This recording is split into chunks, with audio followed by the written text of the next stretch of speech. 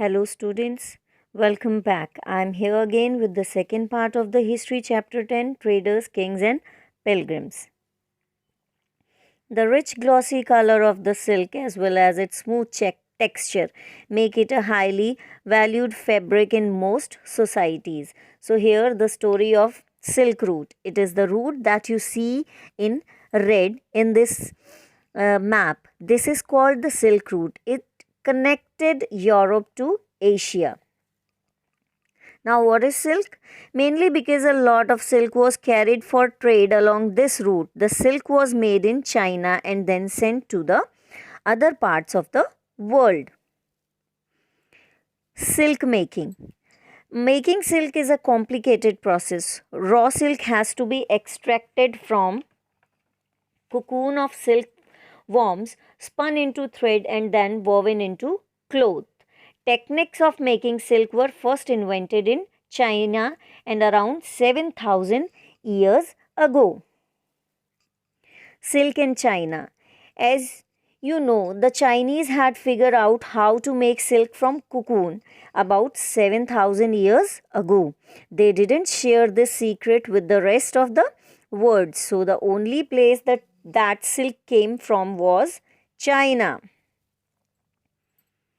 Since silk was expensive, only the rich could afford it. It became fashionable in Rome. It showed that the person had money. The roads of Europe was dangerous through mountains and deserts.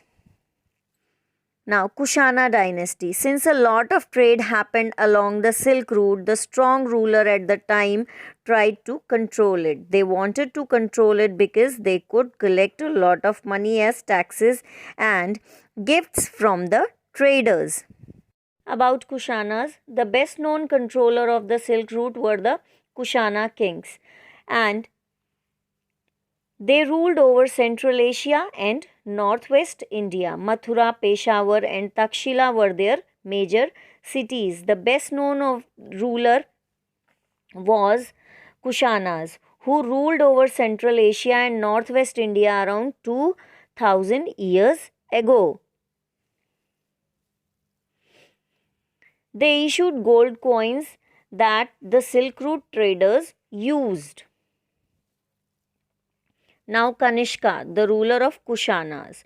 The most famous Kushana ruler was Kanishka, who ruled around 900 years ago. Kanishka, the spread of Buddhism. The most famous Kushana ruler was Kanishka, who ruled around 1900 years ago. He organized a Buddhist council where scholars met and discussed important matters. Poet Ashwaghosha composed a biography of Buddha, the Bodh Charita. New form of Buddhism, Mahayana Buddhism, now developed. Many statues of the Buddha were made. Many of these were made in Mathura and Takshila also. Mahayana Buddhism were.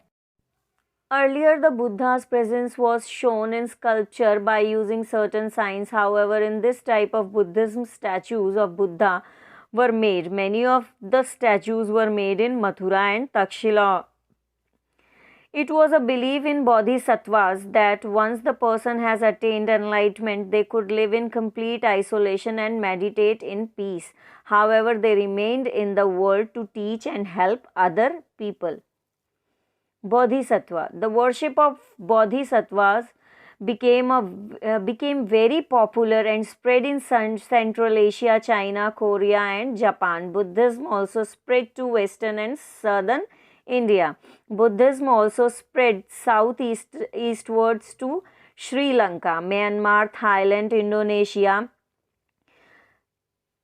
Theravada Buddhism, older form of Buddhism.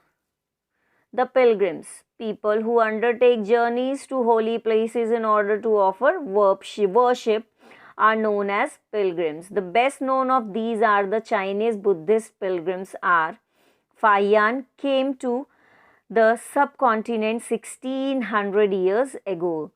Zhuangzhang came around 1400 years ago. Aiqing came about 50 years after Zhuangzhang. Each of these pilgrims left an account of his journey. The beginning of Bhakti. This was also the time when Hinduism gained importance. The deities included Shiva, Vishnu, and goddesses such as Durga.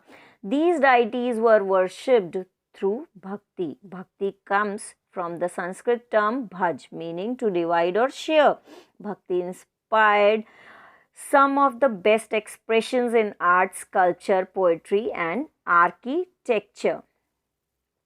Now, Christianity emerged in West Asia. Jesus Christ was born in Bethlehem, which was part of Roman Empire. This religion is based on the life and teaching of Jesus.